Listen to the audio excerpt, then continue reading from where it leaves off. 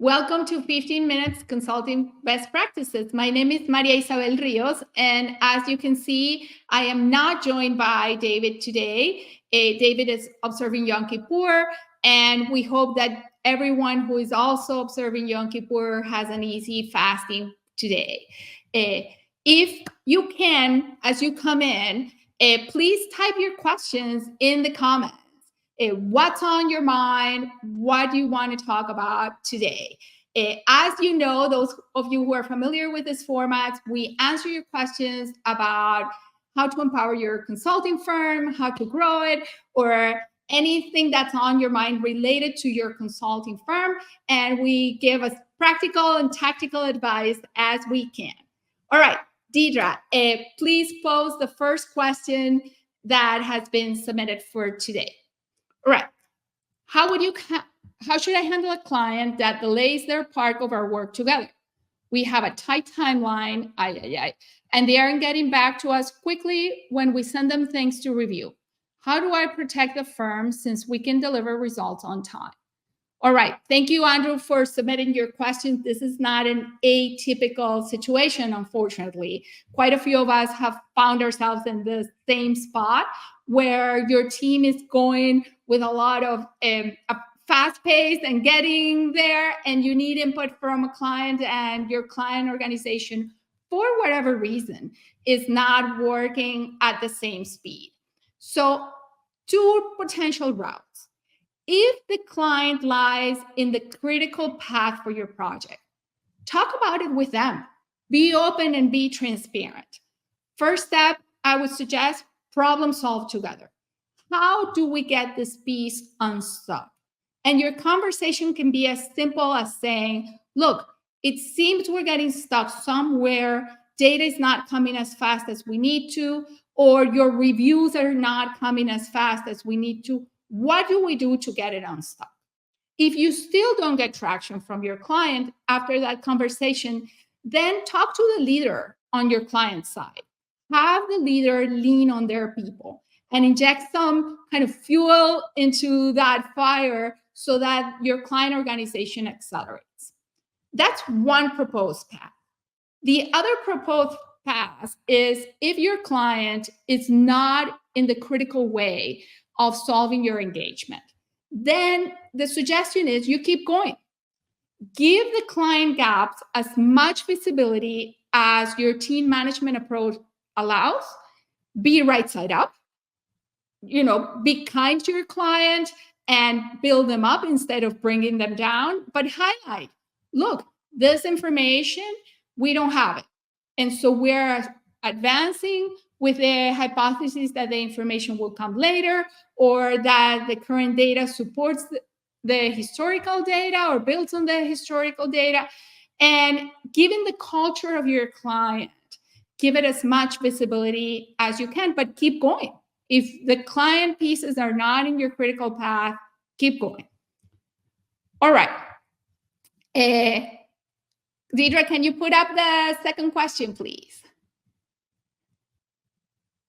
Okay. Scott asks, I want my firm to win more direct clients. However, most of our work comes from platforms like A-Connect that require full-time engagements with their clients. That doesn't leave me or my team any time to work on developing our own clients. Is there a way out of this dilemma? Again, an interesting position you're in, Scott, and thank you for asking the question. When you're building direct, right, which is your question, how do I build my firm as you build with a platform that requires your time? The answer is to build time in for maintaining warm connections with your network. If you're in contact with your network core and you're actually supportive of them and having conversations that keep those connections warm, the independent direct work will come. Earlier, you mentioned, okay, well, I'm still working head on, right? So easier said than done. Again, as I see it, two paths. The first path is you mentioned you have a team. And this is a setting that works well to spend time building a network. Can you work with your team to have a few hours of flexibility per week. So you can spend half a day on business development. That half a day will incrementally become larger and larger until you spend about 20% of your time on business development, which is the very minimum that we recommend. Every week, spend that 20% of time on business development. So if your network is strong and large enough and you're in conversation, direct opportunities should come, provided that you're fishing where the fish actually are. And it sounds like you do because you're executing work for consulting platforms. The second path is say you can't now because you have committed to being full-time, and full-time has client visibility, and there's no way you can carve out 4 hours, much less a day, during business hours to work on maintaining your connection. So build in time to start this practice as soon as this engagement ends. So say your engagement runs through the end of October. Start planning now. What are you going to do at the end of October so that going forward, you preserve your business development time? The business development time that would allow you to build direct agreements with clients. So prepare and review your network core as much as you can right now. And before you start the new one, also speak with A Connect. If it's not your first engagement with them or any platform, they will be more flexible with what is your actual kind of client-facing time requirement and internal-facing team requirement. Talk with them, your visibility partners, your network partners, to see how can you build in some flexibility. Look, we have clients that are speakers at presentation at conferences regularly on the speaking circuit, outside of the work they do as independent consultants for platforms or for larger boutique firms. It's very doable. We have clients with some of the platforms that have been mentioned here before that have time carved out to do their own business development. So it is possible.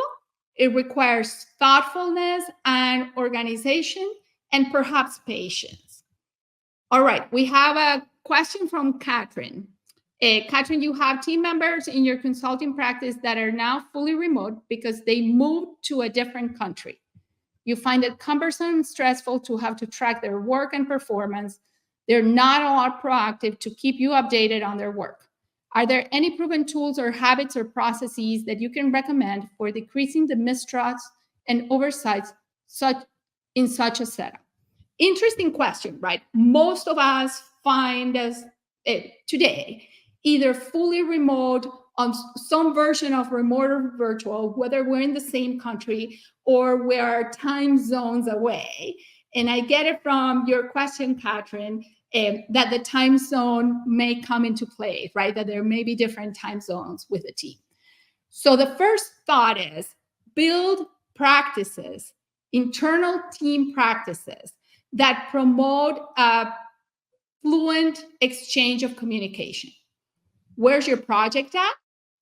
What are the expectations, say, for the next period of time from each of your team members? And what's the status? What do they need to know? What's working well and what's not? And where do they need other team members to participate and contribute?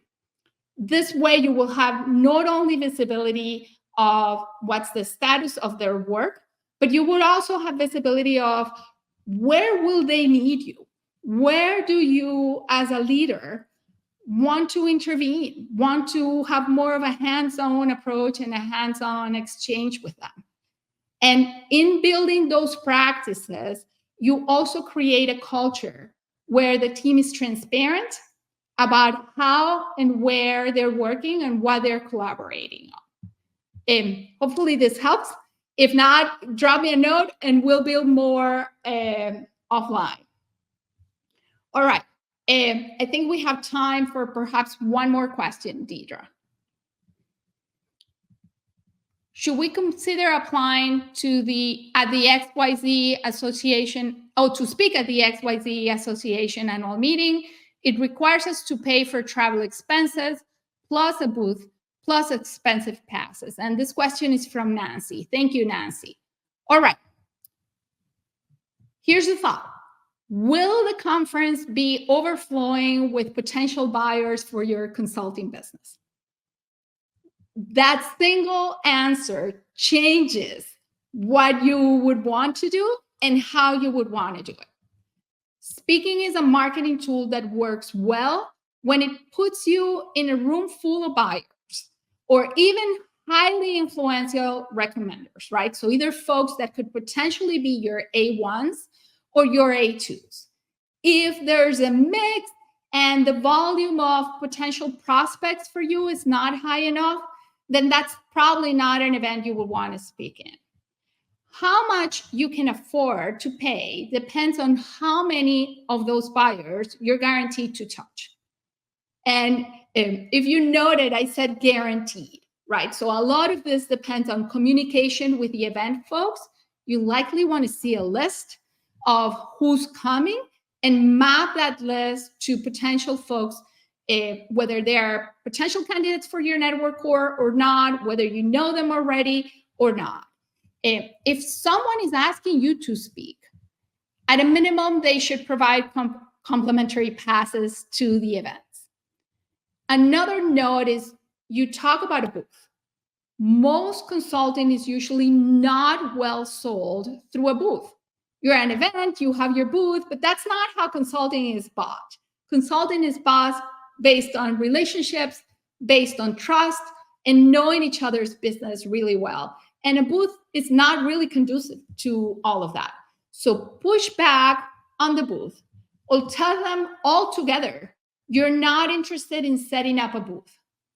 Even if you're willing to pay the speaking fees to be on stage, what else can you do with a conference team that will give you the visibility, the contact, the approachability you need that does not require you making the expense to set up a booth?